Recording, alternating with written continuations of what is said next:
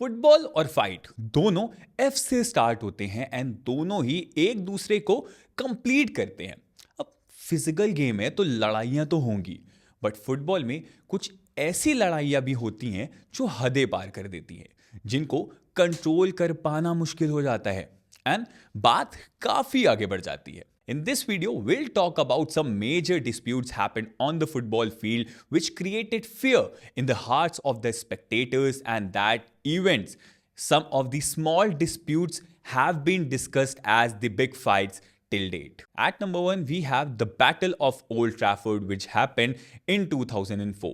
One of the most aggressive games in Premier League history was the match between Manchester United and Arsenal, which happened on October 24, 2004. Two premier league giants के बीच की इस rivalry में हमने एक fears fight देखी जिसमें battle of supremacy थी प्रीमियर लीग के लिए.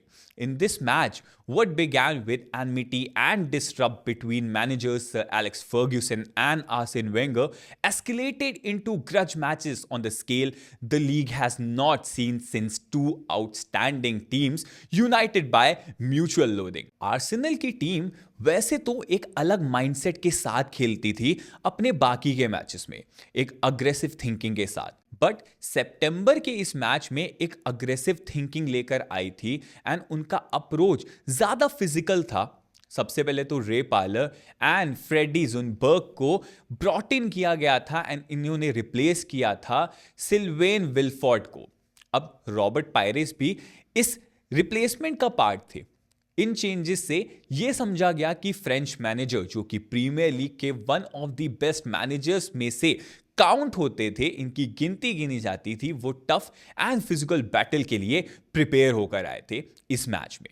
बट इन दो क्लब्स के बीच ये एनिमोसिटी आखिर आई कहां से, उसके बारे में बताते हैं. The game was rough and aggressive and Jose Antonio Reyes was the main target of the tackles. The game changed after the 73rd minute when Wayne Rooney went down in the box under a Sol Campbell challenge. But इस match से पहले ये दोनों teams अप्रैल 2003 में एक साथ खेल चुकी थी, जिसमें टीम के मेन डिफेंडर सोल कैम्बेल को स्ट्रेट रेड कार्ड दिखा दिया गया था एक एल्बो फाउल की वजह से. बट ये गेम 2-2 पर एंड हो गया था. लेकिन इस मैच की याद सितंबर वाले क्लैश में देखी गई जब एक मैसिव ब्रॉल अकर हुआ. स्टोरी कुछ ऐसी है कि आर्सेनल कैप्टन पैट्रिक को सेकंड बुकिंग देकर सेंड ऑफ दे दिया गया था एंड इसी वजह से मैनचेस्टर यूनाइटेड के सेंटर फॉरवर्ड रून वैन निस्टेलरॉय को बुकिंग कर दी गई थी. अब बुकिंग तो की गई, लेकिन इस बीच मैनचेस्टर यूनाइटेड को गेम के फाइनल मिनट्स में पेनल्टी किक दे दी गई. अब United player Ruud van Nistelrooy was the man to step up to take that spot kick despite having missed with previous two outings. With all the pressure on his shoulder, the striker confidently struck the penalty kick with a lot of power, only for it to hit the underside of the crossbar and bounce away from the goal, जिसकी वजह से कहीं ना कहीं Manchester United के पास Arsenal को हराने का एक जो गोल्डन चांस था वो मिस हो गया. जैसे ही रूड ने पेनल्टी मिस की, आर्सेनल प्लेयर्स उनको मॉक करने आगे आ गए एंड फिर शुरू हुई दोनों टीम्स के बीच की लड़ाई. Players from both teams were charged by the football association for their reaction at the end of the game. 5 Arsenal players and 2 Man United players were forced to pay fines. The match was controversial with some fans blaming referee Mike Riley's performance for the loss. इस list की second controversy है 2010 world cup से related Louis Suarez का handball. The 2010 world cup quarter final between Uruguay and Ghana was not for the faint-hearted. In 2010, Luis Suarez made a deliberate handball on the goal line to stop Ghana from scoring a winner in a World Cup quarterfinal match. ये जिस था इस story का, but कैसे and क्या क्या हुआ ये बताते हैं आपको. अब मैच टाइम तक सब कुछ नॉर्मल था, बट जब गेम एक्स्ट्रा टाइम में गया तब स्कफल शुरू हो गई. घाना के सली मुंटेरी ने 35 यार्ड से उरुग्वे के गोल पर शॉट लगाया, जो कि गोलकीपर फर्नांडो को बीट करते हुए गोल पोस्ट में चला गया, जिससे घाना प्लेयर्स की खुशी का ठिकाना ही नहीं रहा, सेवेंथ हेवन पर चले गए। फिर जब एक्स्ट्रा टाइम का सेकेंड हाफ शुरू हुआ, घाना टीम को लगा कि उन्होंने हिस्ट्री स्क्रिप्ट कर दी है, अफ्रीका की पहली टीम बन गई है वर्ल्ड कप सेमीफाइनल में पहुंचने वाली। बट तभी डिएगो फॉरलान के कर्लिंग शॉट ने घाना को शॉक कर दिया एंड स्कोर 1-1 हो गया। अब जैसे जैसे एक्स्ट्रा टाइम एंड हो रहा था, वैसे वैसे मैच की इंटेंसिटी बढ़ती जा रही थी एंड तभी शुरू हुआ पूरा drama. During the final seconds of extra time, Suarez blocked Stephen Apia's drive in legitimate fashion before thrusting up a hand to prevent Dominic goal-bound follow-up effort from finding the net. Suarez के इस sacrifice ने घाना को goal score करने से रोक दिया and इसी के साथ सुआरेस को रेड कार्ड भी दिलवा दिया एंड घाना को पेनल्टी किक मिल गई। बट कहीं ना कहीं घाना एक्सपेक्ट कर रहा था कि अगर ये हाथ ना लगता तो वो गोल कन्वर्ट हो जाता है एंड वो हिस्ट्री स्क्रिप्ट कर देते। But luck favours the brave and on that day Uruguay was brave. Asamoah Gyan spot kick को गोल पोस्ट के ऊपर मार बैठे।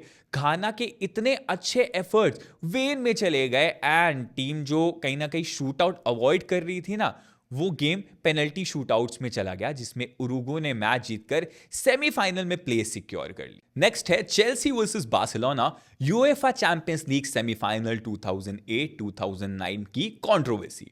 UEFA Champions League semi-final match between Chelsea and Barcelona in 2009 is remembered for its controversial refereeing decision. Chelsea striker Didier Drogba ने खराब referring को TV camera पर match के बाद डिस्ग्रेस बताकर कुछ फाउल वर्ड्स भी यूज कर दिए थे। माहौल काफी ज्यादा स्पाइसी हो गया था उस मैच में। अब होगा भी क्यों नहीं, चैंपियंस लीग सेमीफाइनल जो था। एक टीम फेयर पेनल्टीज की 4 बार अपील करती है, रेफरी इस पर कुछ नहीं पर नजरअंदाज कर देता है। गुस्सा तो आएगा ही यार। Referee Tom Hanning waved away multiple penalty appeals for Chelsea and Andres Iniesta hit a famous equalizer from the edge of the area in stoppage time to send Barca through to away goals. Referee Evrebo ruled that Dani Alves' foul on Florent Malouda has taken place outside rather than inside the area, and the Norwegian official had not seen Eric Abidal's subsequent tug on Drogba. The referee also failed to spot 2 handballs, the first by Gerard Pique and the second by Samuel Eto'o. The match ended in a 1-1 draw. But the controversial decisions sparked unsavory scenes at Stamford Bridge as Chelsea crashed out of the competition.